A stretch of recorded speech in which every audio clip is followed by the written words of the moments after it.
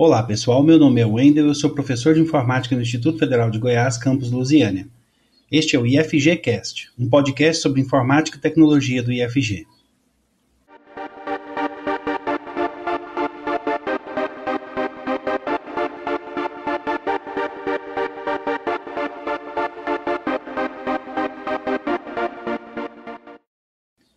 Neste episódio vamos falar sobre sistemas de arquivos.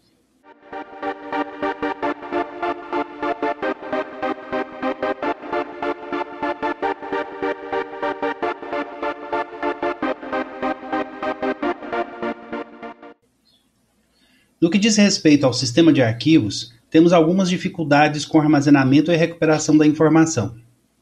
Enquanto estiver executando, um processo pode armazenar uma quantidade limitada de informações dentro do seu próprio espaço de endereçamento.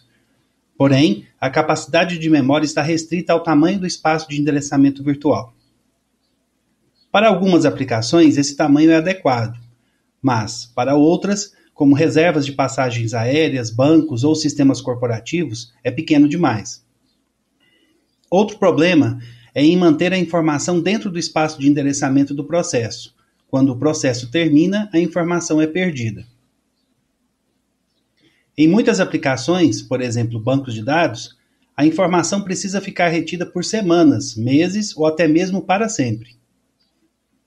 É inaceitável que a informação em uso pelo processo desapareça quando ele é encerrado. Além disso, a informação não deve desaparecer se uma falha no computador eliminar o processo.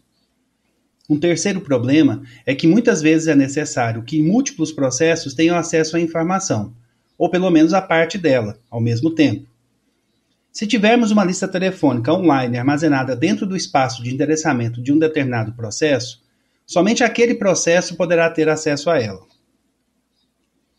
A solução para esse problema é tornar a própria informação independente de qualquer processo. A solução usual para todos esses problemas é armazenar a informação em discos e outros meios externos em unidades chamadas arquivos. Os processos podem então lê-los e criá-los se for necessário. A informação armazenada em arquivos deve ser persistente, isto é, não pode ser afetada pela criação e pelo término de um processo. Um arquivo somente desaparecerá quando seu proprietário removê-lo explicitamente. Arquivos são gerenciados pelo sistema operacional. O modo como são estruturados, nomeados, acessados, usados, protegidos e implementados são um dos principais tópicos de um projeto de sistema operacional. De um modo geral, essa parte do sistema operacional que trata dos arquivos é conhecida como sistema de arquivos. Do ponto de vista do usuário, o aspecto mais importante de um sistema de arquivos é como ele lhes parece, isso é, em que constitui um arquivo, como os arquivos são nomeados e protegidos, quais as operações são permitidas em arquivos e assim por diante. Então temos que arquivo é um mecanismo de abstração e ele oferece os meios de armazenar informações no disco e lê-las depois. Isso deve ser feito de um modo que isole o usuário dos detalhes sobre como e onde a informação está armazenada e como os discos de verdade funcionam. Provavelmente, a característica mais importante de qualquer mecanismo de abstração é o modo como os objetos são gerenciados e nomeados. Portanto, quando um processo cria um arquivo, ele dá um nome a esse arquivo. Quando um processo termina, o arquivo continua existindo e outros processos podem ter acesso a ele simplesmente buscando seu nome. As regras exatas para se dar nome a um arquivo variam de sistema para sistema, mas todos os sistemas operacionais atuais permitem cadeias de caracteres de 1 até 8 letras para nomes válidos de arquivos. Os arquivos podem ser estruturados de várias maneiras. De fato, o sistema operacional não sabe o que o arquivo contém ou simplesmente não se interessa por isso. Tudo o que ele vê são bytes. Qualquer significado deve ser imposto pelos programas em nível de usuário. Tanto o Unix quanto o Windows utilizam essa estratégia. Ter o sistema operacional tratando arquivos como nada mais que sequências de bytes oferece a máxima flexibilidade. Os programas dos usuários podem colocar qualquer coisa que quiserem em seus arquivos e chamá-los do nome que for mais conveniente. Muitos sistemas operacionais suportam vários tipos de arquivos. E Unix e Windows, por exemplo, apresentam arquivos regulares e diretórios. O Unix também tem arquivos especiais de caracteres e de blocos. Os arquivos regulares são aqueles que contêm informação do usuário. Os arquivos especiais de caracteres são relacionados à entrada, saída e usados para modelar dispositivos de entrada e saída, como terminais, impressoras e redes. Os arquivos especiais de blocos são usados para modelar discos. Todo sistema operacional deve reconhecer pelo menos um tipo de arquivo, seu próprio arquivo executável. Os primeiros sistemas operacionais forneciam somente um tipo de acesso aos arquivos, o acesso sequencial. Nesses sistemas, um processo poderia ler todos os bytes ou registros em um arquivo, partindo do início, mas nunca saltando e lendo fora de ordem. Contudo, o acesso a arquivos sequenciais poderia voltar ao ponto de partida e, portanto, ser lido quantas vezes fossem necessárias. Arquivos sequenciais eram convenientes quando o meio de armazenamento era a fita magnética em vez do disco. Quando os discos começaram a ser usados para armazenar arquivos, tornou-se possível ler bytes ou registros de um arquivo fora da ordem em que apareciam no disco, ou então ter acesso aos registros pela chave ao invés da posição. Arquivos cujos bytes ou registros possam ser lidos em qualquer ordem são chamados de arquivos de acesso aleatório, necessários para muitas aplicações. Todo arquivo apresenta um nome e dados. Além disso, todos os sistemas operacionais associam outras informações de cada arquivo. Por exemplo, a data e o horário em que o arquivo foi criado e o tamanho do arquivo. Chamaremos esses itens extras de atributos do arquivo. A lista de atributos varia consideravelmente de um sistema para outro. Ainda podemos executar algumas operações com um arquivo, que são criar, deletar, abrir, fechar, ler dados do arquivo, por exemplo. Os dados são escritos no arquivo também, em geral, na posição atual, acesso aleatório de arquivos, alterar atributos pelo usuário e renomear. Muitos programadores consideram o acesso aos arquivos tedioso e inconveniente, especialmente se comparado ao acesso à memória principal. Por isso, alguns sistemas operacionais a partir do Multics fornecem alguma maneira de mapear arquivos no espaço de endereçamento de um processo em execução. Conceitualmente, podemos imaginar a existência de duas novas chamadas de sistema, o map e um map. A primeira fornece um nome de arquivos e um endereço virtual, fazendo com que o sistema operacional mapeie o arquivo em um espaço de endereçamento virtual.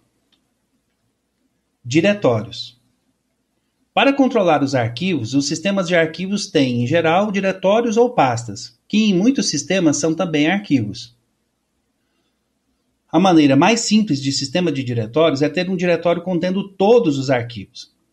Algumas vezes ele é chamado de diretório raiz, mas como ele é um só, o nome não importa muito. Nos primeiros computadores pessoais, esse sistema era comum, em parte porque havia somente um usuário. Curiosamente, o primeiro supercomputador do mundo, o CDC 6600, também tinha somente um diretório para todos os arquivos, mesmo sendo usado por várias pessoas ao mesmo tempo. Essa decisão foi sem dúvida tomada para tornar o projeto de software simples. O problema de haver somente um diretório em um sistema com vários usuários é que diferentes usuários podem usar acidentalmente os mesmos nomes para seus arquivos. Por exemplo, se o usuário A criar um arquivo chamado caixa postal e então, depois disso, um usuário B também criar um arquivo chamado caixa postal, o arquivo de B sobrescreverá o arquivo de A. Consequentemente, esse esquema não é mais empregado em sistemas multiusuário, mas poderia ser usado em um pequeno sistema embarcado, como, por exemplo, um sistema automotivo projetado para armazenar o perfil de alguns poucos usuários de automóvel. Para evitar conflitos causados por diferentes usuários escolhendo o mesmo nome para os seus arquivos, o próximo passo é oferecer a cada usuário um diretório privado. Desse modo, os nomes escolhidos por um usuário não entrariam em conflito com os nomes escolhidos por outro usuário, e não haveria problema na ocorrência do mesmo nome em 2 ou mais diretórios. O que está implícito nesse projeto é que, quando o usuário tenta abrir um arquivo, o sistema sabe qual é o usuário e então sabe em qual diretório buscar. Como consequência, é necessário algum tipo de procedimento de identificação, no qual o usuário especifica o nome ou identificador, algo que não era requerido em um sistema de diretório de nível único. Quando esse sistema é implementado em sua forma mais básica, os usuários podem ter acesso somente a arquivos em seus próprios diretórios. Contudo, uma pequena extensão é feita para permitir que os usuários tenham acesso aos arquivos de outros usuários, fornecendo alguma indicação sobre o proprietário do arquivo a ser aberto. A hierarquia em 2 níveis elimina os conflitos de nomes entre os usuários, mas não é satisfatória para os usuários com um número muito grande de arquivos. Mesmo em um computador pessoal com um único usuário, a hierarquia em 2 níveis não é conveniente. É comum aos usuários querer agrupar seus arquivos assumindo critérios lógicos. Um professor, por exemplo, pode ter um conjunto de arquivos que, juntos, formam um livro que esteja escrevendo para um curso. Um segundo conjunto de arquivos contendo os programas que seus alunos submeteram como avaliação em outro curso. Um terceiro conjunto contendo o código de um sistema de compilador. A capacidade de os usuários criar um número arbitrário de subdiretórios propicia uma ferramenta poderosa de estruturação para organizar o seu trabalho. Por isso, quase todos os modernos sistemas de arquivos são organizados assim. Quando o sistema de arquivos é organizado como uma árvore de diretórios, é preciso algum modo de especificar o nome dos arquivos. São usados comumente 2 métodos. No primeiro, a cada arquivo é dado um nome de caminho absoluto formado pelo caminho em que o diretório raiz é o arquivo. Alguns programas precisam ter acesso a um arquivo específico sem se preocupar em saber qual é o diretório de trabalho. Nesse caso, eles devem sempre usar nomes de caminhos absolutos. Implementação do sistema de arquivo. Agora é hora de passar da visão do usuário do sistema de arquivos para a visão de seu implementador. Os usuários se preocupam em como mudar o nome de arquivo, quais operações são permitidas, como é a árvore de diretórios e questões sobre a interface. Já os implementadores estão interessados em como os arquivos de diretório são armazenados, como o espaço em disco é gerenciado e como fazer tudo funcionar eficiente e confiavelmente. Os sistemas de arquivos são armazenados em discos. A maioria dos discos é dividida em uma ou mais partições, com sistemas de arquivos independentes para cada partição. O setor 0 do disco é chamado de MBR, Master Boot Record, ou Registro de Controle de Iniciação do Sistema, e é usado para iniciar o computador. O fim da MBR contém a tabela de partição, que indica os endereços iniciais e finais de cada partição. Uma das partições da tabela é marcada como ativa, quando o computador é iniciado. A BIOS lê e executa o MBR. A primeira coisa que o programa do MBR faz é localizar a partição ativa, ler seu primeiro bloco, chamado de bloco de boot, e executá-lo. O programa do bloco de boot carrega o sistema operacional contido naquela partição. Por uniformidade, toda a partição tem em seu início um bloco de boot, mesmo que ela não contenha um sistema operacional que possa ser iniciado. A questão mais importante na implementação de armazenamento de arquivos talvez seja a manutenção do controle de quais blocos de discos estão relacionados a quais arquivos. São usados vários métodos em diferentes sistemas operacionais. O esquema mais simples de alocação é armazenar cada arquivo em blocos contíguos de disco. Assim, em um disco com blocos de 1 KB, um arquivo com 50 KB seria alocado em 50 blocos consecutivos. Com blocos de 2 KB, o arquivo seria alocado em 25 blocos consecutivos. O segundo método para armazenar arquivos é mantê-los, cada um com uma lista encadeada de blocos de disco. Nesse método, diferente da alocação contínua, todo bloco de disco pode ser usado. Nenhum espaço é perdido pela fragmentação, a não ser pela fragmentação interna do último bloco. Além disso, para manter uma entrada de diretório é suficiente armazenar apenas o endereço em disco do primeiro bloco. O restante pode ser encontrado a partir dele. As desvantagens da alocação por lista encadeada podem ser eliminadas colocando-se cada palavra do ponteiro de cada bloco de disco em uma tabela na memória. Antes que possa ser lido, um arquivo deve ser aberto, e quando ele é aberto, o sistema operacional usa o nome do caminho fornecido pelo usuário para localizar a entrada do diretório. A entrada do diretório fornece a informação necessária para encontrar os blocos de disco. Quando vários usuários trabalham juntos em um projeto, frequentemente eles precisam compartilhar arquivos. Como consequência, é muitas vezes conveniente que um arquivo compartilhado apareça simultaneamente em diferentes diretórios pertencentes a diferentes usuários.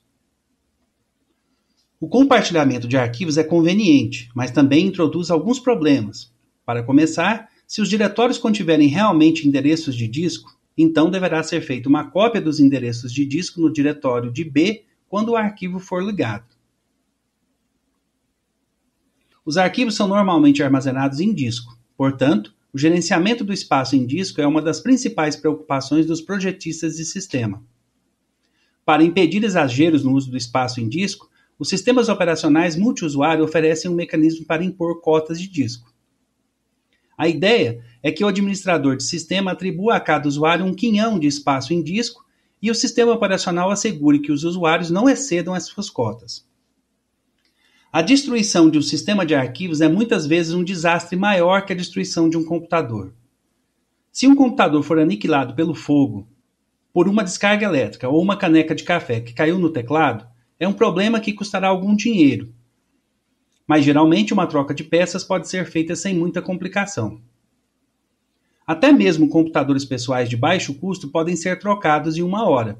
Basta ir ao revendedor. A maioria das pessoas acha que não vale a pena o desperdício de tempo e esforço para se fazer cópias de segurança, até que, em um belo dia, seu disco morre de repente, fazendo com que seus arquivos se percam para sempre. As empresas, contudo, sabem bem o valor de seus dados e costumam fazer uma cópia de segurança pelo menos uma vez ao dia, geralmente em fita. As fitas modernas têm capacidade de dezenas ou mesmo centenas de gigabytes e custam centavos por gigabyte. De qualquer modo, fazer cópias de segurança é uma boa prática para todos os usuários de computadores. Muito bem, pessoal, chegamos ao final do nosso episódio sobre sistemas de arquivos.